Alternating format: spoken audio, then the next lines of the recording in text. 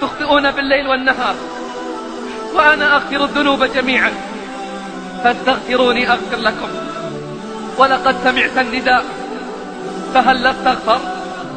اعلم يا رعاك الله أن الله يبسط يده بالليل ليتوب مسيء النهار، ويبسط يده بالنهار ليتوب مسيء الليل، والله يحب الاعتذار. فهل لا أقبلت واعتذرت؟ ردد وقل اللهم اجعلني من التوابين واجعلني من المتطهرين الذين لا خوف عليهم ولا هم يحزنون.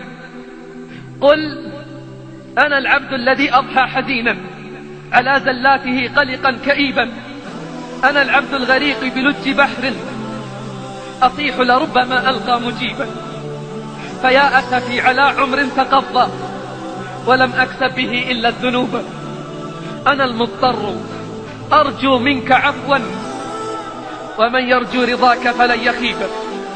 يا رب عفوك لا تأخذ بزلتنا، وارحم يا رب ذنبا قد جنيناه. كم نطلب الله في ضر يحل بنا، لما تولت بلايانا نسيناه. ندعوه في البحر أن ينجي سفينتنا، لما وصلنا إلى الشاطئ عصيناه. ونركب الجو في أمن وفي دعة وما سقطنا، لأن الحافظ الله.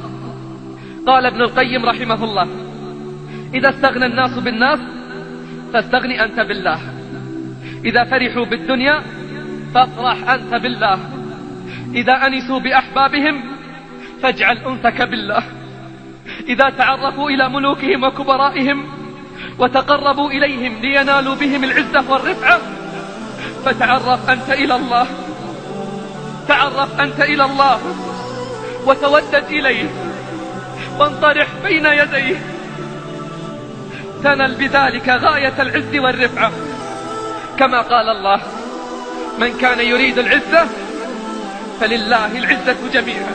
وقال: ولله العزة ولرسوله وللمؤمنين ولكن المنافقين لا يعلمون.